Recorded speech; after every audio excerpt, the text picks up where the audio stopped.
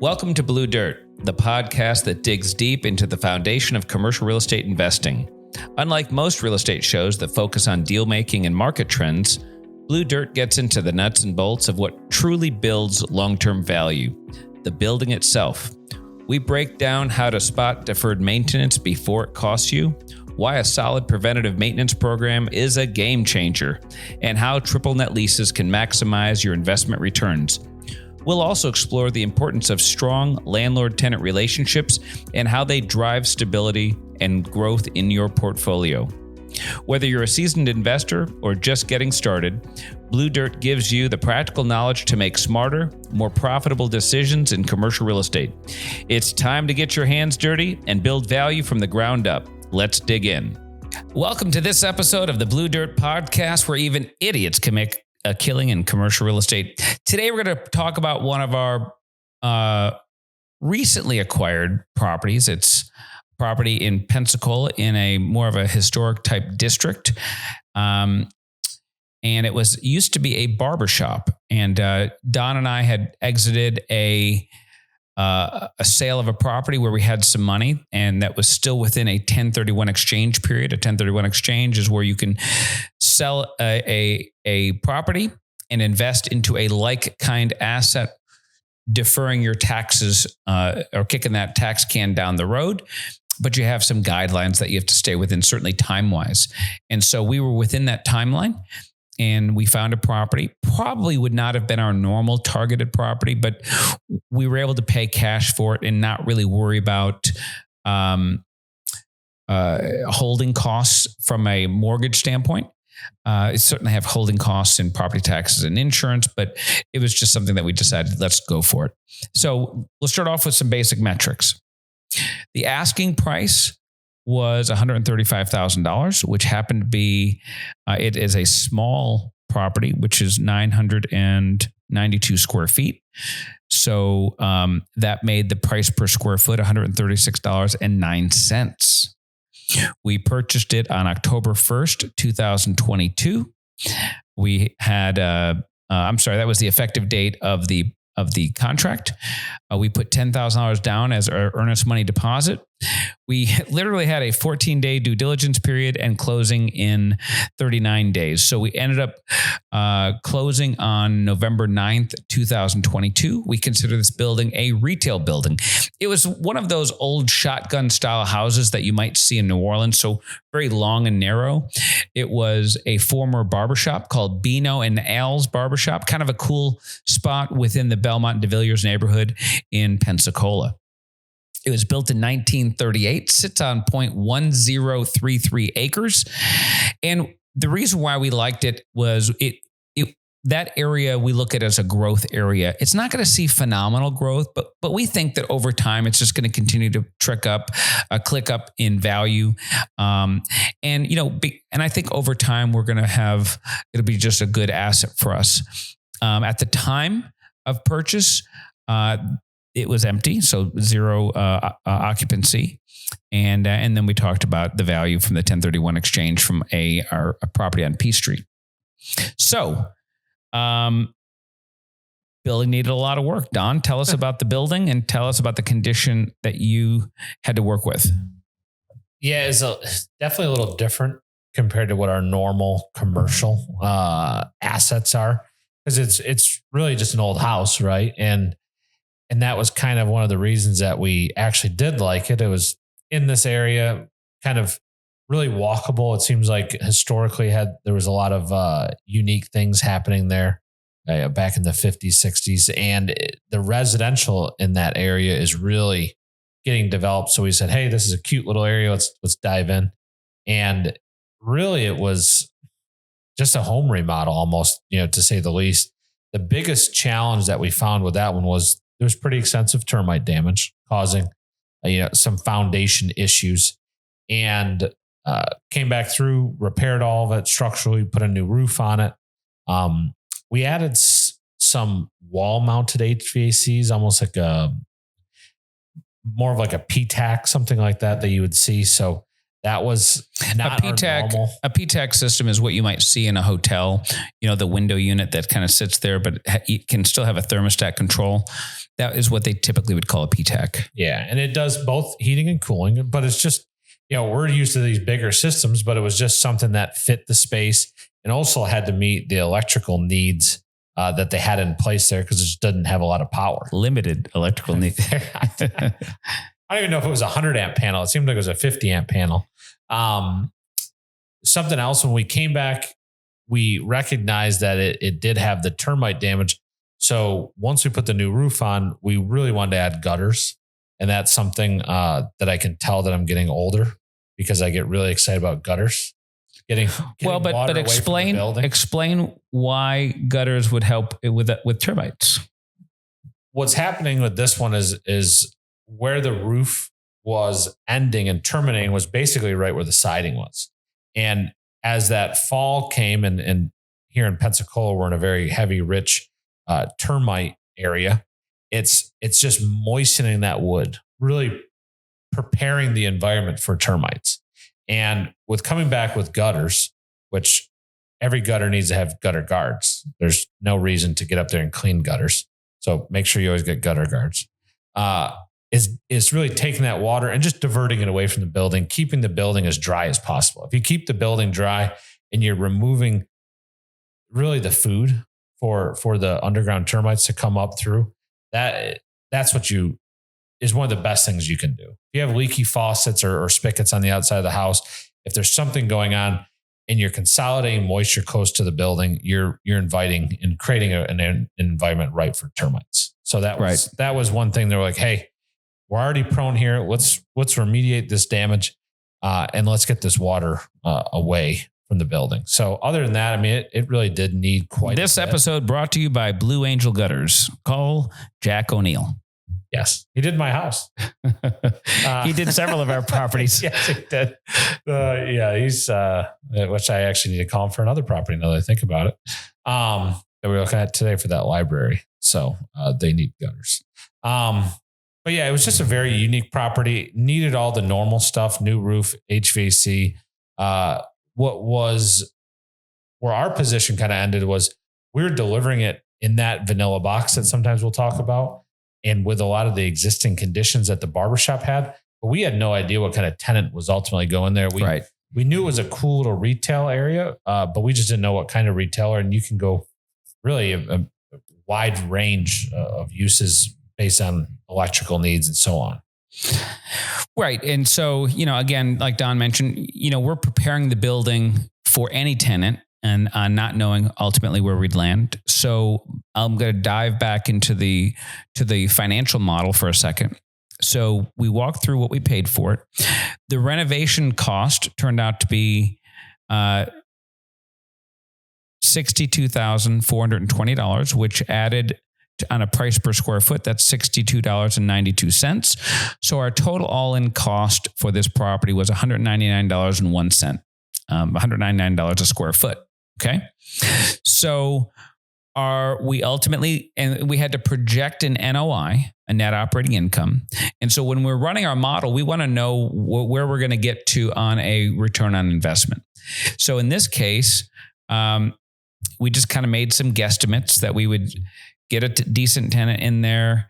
And we always run a CCIM model where we buy it day one and sell it day one of year 6. Even though Don and I are long-term holds, we're probably going to keep these properties for the next 20 years. We run the model on a CCIM model where we sell it day one of year 6. So I predicted an 8.5% cap rate.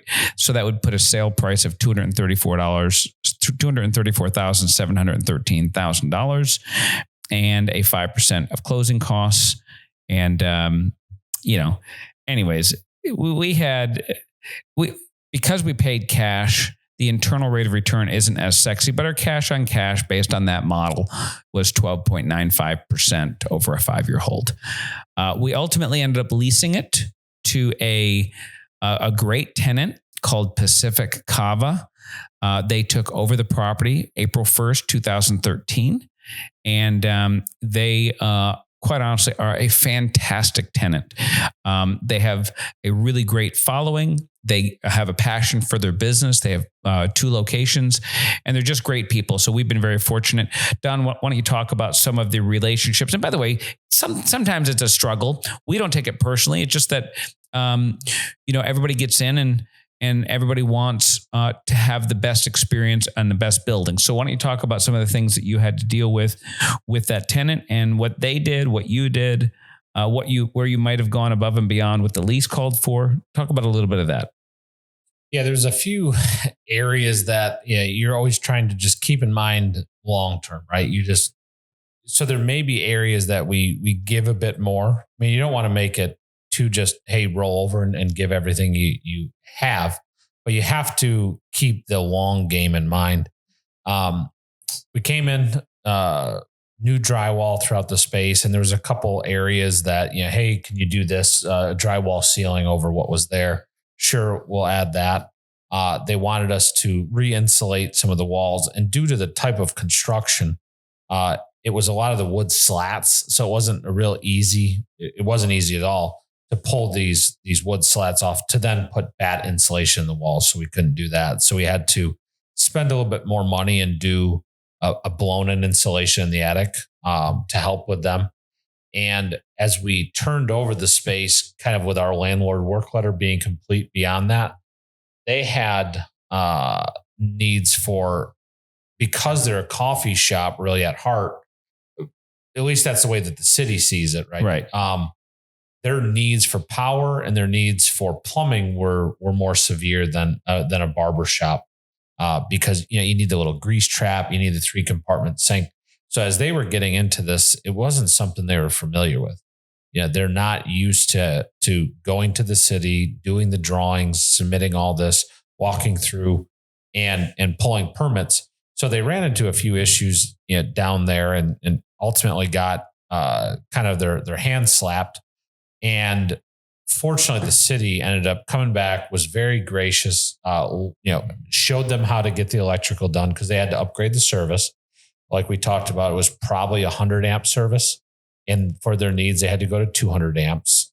They had to add quite a bit of plumbing. So there was some saw cutting and some surface mounted plumbing added. And one thing and just to be clear, this most of the property, not all of it, is, I'm going to say 2/3 is off grade. Yeah. And then it's almost like the front dining area, or maybe their original service areas. Maybe that was like the porch that they added. I don't know, but I don't know. Like when you walk into their bar area, it's beautiful, but it's on grade. Yeah. So I think it's concrete slab. It's and so it's, and then, but when you go to the back area, you go up 2 or 3 steps, and the rest of the building, the rest of the structure is off grade, probably about 2 feet.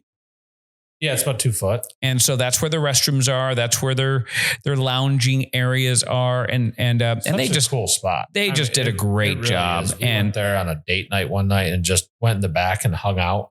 Just a really calm environment. It was so nice. Donnie and I held hands for hours. Oh. We should really go back. Wait, we should do a podcast. He went on it.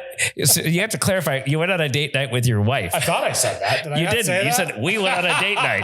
Oh. So hey, not that there's anything wrong with that. Hey, we've been to a Kava bar before. Well, that's right. In New Orleans, in Tampa or whatever. Tampa, yeah, Ybor City. Ybor, yeah. We love Kava. But one thing that their challenge was is where their dining area was up front, or their service area. They had restrooms that need to be ADA accessible for the current code. And really, it wasn't feasible. It was not practical in this building. Yeah. For you to get the slope to get this ADA ramp into it, you would have had to have gone out into the street. So right. Fortunately, the city was like, hey, you're grandfathered in. Even though you did this over here, they ultimately worked with them. And it, I think, turned out very, great product. And they have been really great tenants since they've moved in. So we've been very fortunate. We've been fortunate. The city of Pensacola has been extraordinarily great to deal with in a lot of projects, especially if you go to them and approach them with a practical situation and scenario. Of course, some things that deal with life safety, they can't. Non-negotiable. Then those are non-negotiable. But there's other areas that I'm going to say it's gray because they have flexibility. And if you present a logical case, we're fortunate to have good city officials that could say, you know what, we understand, and they can work with you if it makes sense. Yeah. And like on the one of the other episodes we had done, where we had the building under contract, reaching out to them in advance, and they're responding with, hey, as long as you do this, this, and this, everything's great. Right. Well, even a building we just got under contract recently, I had some elevator questions and some fire sprinkler questions. And, they got back with us in less than 24 hours, gave us some great input and advice. And it allows us to make better decisions. Yeah. So that way we know in advance what we're walking into. So we're now 2 years into this lease, just over 2 years. And, I could not be more thrilled with the relationship with the tenant, could not be more thrilled with the quality of their build out, the quality of their product, how they add to that community. And, sometimes I'll go in there after church on a Sunday, walk over there, and they're jamming and they've got a great vibe going on. And that's the type of relationships that we get really excited about. And one thing I kind of go back to revisit is the 1031. Yeah, we had sold another property, and I think, did we split this one into two? Is that what we did? We bought two different properties. So down on one. Our very first 1031 exchange, we probably should have an entire episode on that. But just 1031s? Yeah, because it's that important. But our very first 1031 exchange, we had sold a property, had a really nice exit, and found two properties that we liked. And so we bought two properties, didn't pay cash. We just used down payments for two different properties. One was a retail property in Milton, and one was a restaurant in downtown Pensacola. And so we 1031 exchanged that money and put it as down payments on two others. Yeah, well, because even the one that we sold to get to this one, that was an interesting story. Oh, that was that's right. That was the warehouse. Yep. That was labeled as land. That's a whole other discussion. Yeah, that's a good one too. So, we can label that podcast, where the nuggets of gold really lie. And we can go through how we've discovered some properties. By the way, just because Don and I are in commercial real estate every single day, you might think that we have the first option to find a super deal and snatch it before anybody else sees it. That's actually rarely how it goes. What we have found is it goes more along the line of something's been on the market for years, and maybe the seller finally gets to a point where they just, they're done. And then you can swoop in and make them an offer, and you find them at the right time within the life cycle of that transaction that they're just here. We're ready to sell. And they might have gotten 10 other offers and couldn't come to terms. In fact, this building that we're sitting in was part of a 3-building complex where the seller wanted to sell all or nothing. And they had every great developer that I have a lot of respect for in town look at it and pass.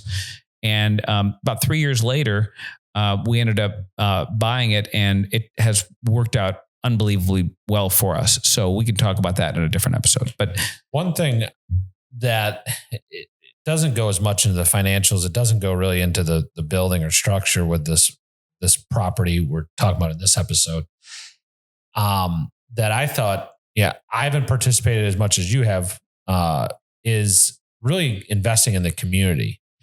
And what I mean by that is a lot of times you hold all these assets in the communities, and if you can give time back, and I know you go to, is it once a month you go to one of their so this is an HOA. It is an HOA with it. They call it an HOA. I'm not exactly sure, but it's a Belmont DeVilliers neighborhood association where stakeholders and neighborhoods, we kind of come together, and I've truly enjoyed going it. I'm learning about the neighbors, the neighborhood, people who own properties, people who own businesses, people who just live there. And it's just a microcosm of, we all care about what's within our little part of the world. Now, it doesn't really matter if you have other areas, but that's the only one I go to, and I truly get a lot out of it. We have our council person who shows up. Her name is Allison Patton. She's over the Belmont DeVilliers area. She shows up and gives a city update. We get updates from a lot of different community leaders who live and work and play in the Belmont DeVilliers neighborhood. And it's just a really nice group of people where I get to learn a lot from them about what their passion is and what is important to them. And that allows us as small investors into their world to make sure that we honor the heritage and the style in which they want. And I think that's what you're referring to. Yeah, it is. And it's, one thing I don't think enough people have fully processed is going into those types of events, whether it's that one or if there's something going on, for us, obviously downtown Pensacola a lot, and giving back to the community and trying to make it a better place ultimately just, increases your property values, makes the tenants in that area happier. There's more people down there shopping. There's more people down there working, more people down there living, playing. And if you can, invest in the community, but also, take some of your mental energy and invest it in that community too, it tends to, kind of go around and just make it, your investment better. Right. Well, so I think that, I think all communities across the U.S., I would presume, we have this obligation to help our community be the best it can be. And Don, he's on the Gallery Night board, which is an event that goes on once a month in downtown Pensacola. And it's really, really meaningful to the retail stores, the bars and restaurants, and the art community. I've been the chairman of the Downtown Improvement Board for 6 years. I rolled off that. And now I just got on the Community Redevelopment Agency Board, and I'm looking forward to serving them for the next 3 years. But these are things that I think we have an obligation to do. We can't just point the finger and hope that next person does all the work. We have to give our time and talent and input to the situations if we want to help something grow. And all of these positions are voluntary and not paid. So you have to be willing to do this, not to build your resume, but to truly add input and value to your community. And now, on the selfish side, we certainly hope to invest in our community and get a fair return on investment. But we've invested in a couple of properties that we know that the ROI is not there, but we think that it's a good community asset. And if it can really benefit the community, and listen, if we can break even, that's great too. But not every asset has to be a top performing asset. And quite honestly, I learned that through some Civicon events that Quint Studer started several years ago to raise the community awareness on how to be good civic leaders. And he has been he's really done a great job at helping educate our community into understanding what is the best thing for us for long-term growth and viability. And so you do have to give back. Sometimes it's this particular property, you may not make any money, but it's, if it's good for the community, then it's okay.